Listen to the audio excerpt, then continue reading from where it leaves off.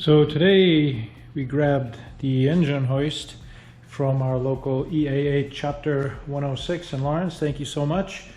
It was a little bit of an adventure getting in because the battery on the coated door lock was empty, but nevertheless we managed, and I got the engine hooked up.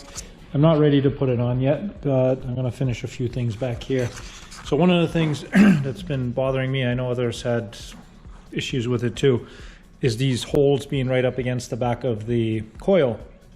So I think what I'm going to do, and they're kind of misaligned, so I think I'm going to actually open them up in the corresponding direction, meaning this one's going to go up and over, this one's going to go over, this one and this one.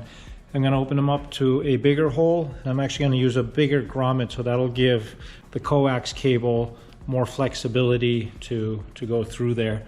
And I'm also going to put the hole for the mini sensor to go through, and I already drilled these holes up here for the baffle strips. That was one of my things to do, get rid of this rivet. So just a few tiny things before we hang this bad Larry. Here's what I came up with. So the coils are about 2 3/8 apart, and the center ones are 7 1/8. So I'm thinking of using this type of a grommet and then just penetrating where it needs to come out. So this is the center, lines up with the coil, the top rim being down about 5/8 of an inch. This one here is the biggest problem. These, if I line them all up in the center, they'll be right about here. Uh-oh. You got the circus going on over there. Anyway, so I think I'm going to move these over a 1/4 inch because that will line up, and leave this one, you know, with a little flaw in it. There. So that's kind of where those will end up. It'll be semi-on center but skewed towards the connector side. This one here is going to be 1/4 inch exposed. Maybe put a little fuller piece in there or something. Not great, but better solution, I think. Probably going to go with that for now. Alright, here they are installed. These are 3/4 inch holes with grommets that kind of are seals, but then you can poke the hole kind of on this side, punch it out, and have the connectors go in. This one, you can see there's a little bit visible of that, but it is what it is. So I get a couple more of those. Then inside here, the cable for the mini sensors that go behind the flywheel, it's going to run through. And the idea is that you can actually unbolt this, kind of push it forward, get it in, run it across, do the same thing with this. That's why I left bolts on it, and then mount them behind the flywheel. So while I was at it, I started to run the spark plug wires, trying to get them kind of configured. Some seem excessively long and some seem a little short. I double checked them. I think I got them all right, but I will double check them again. And I started looking at the sensors, and either I'm missing it or there's just no instructions on the sensors from RANS anyway. So I started looking at some videos where they go.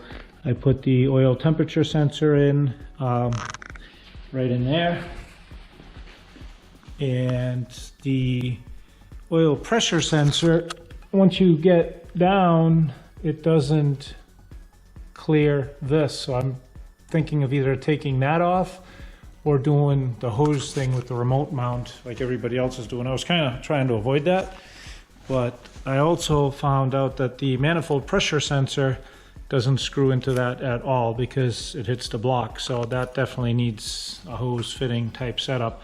So, all right, more stuff to order. And these plugs, I know Clear Direct Steve had issues getting them out, and I believe Tony did too from S-21 project, or maybe he just warned about it. I was lucky. I got them out with a very solid Allen wrench and just a gentle turn. I got this one loose and I got that one loose, so score on that. But I really promise I'm gonna try and hang the engine before the end of the video. Kind of scoring big time tonight. I'm on a roll here. I found a little bayonet adapters for the cylinder head temperature sensors, and they actually screw in easily. And when you get to the end, I basically just used a washer, and I didn't have a screwdriver with a head that big, or at least I didn't feel like looking for one. So I'm just using the washer, tighten that in.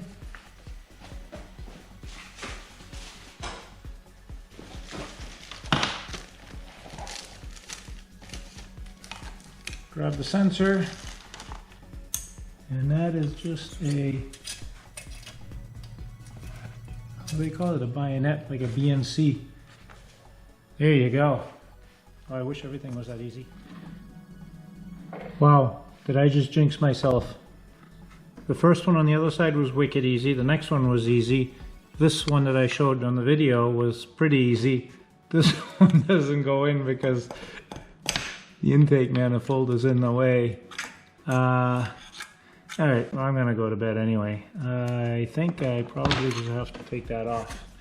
Not a big deal, but just funny. Nope, not a big deal. Came off real easy.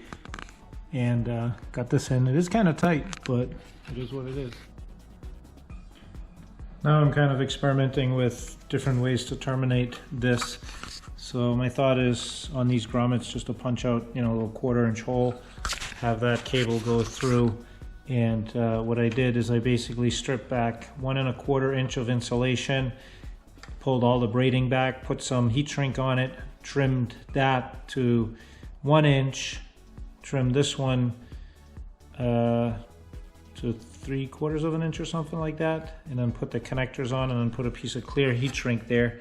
It kind of also helps keep it pushed on. And these are not the terminals I'm using, it was just some I had laying around. But I think that'll work. And obviously on the, we'll put a strain relief here as well. I'm gonna go take a look at this guy, see what's involved in getting that mounted. I don't think this is overly complicated, but I'll make it complicated, haha. Well, I'm relatively sure this is how all the parts go. Start with this bracket, 2 bolts with that little silver washer thing with the little tabs on it, and one of the bolts threads into up here. Then that will kind of connect to this one. This one going into the alternator is a different thread, so that's pretty self-explanatory. Then that onto there, this onto here, washer on this side.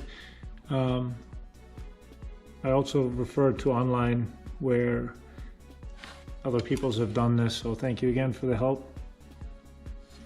They have this going the other way, but because the engine's not mounted yet, this is in the way. So if nothing's in the way behind it, I don't think it matters.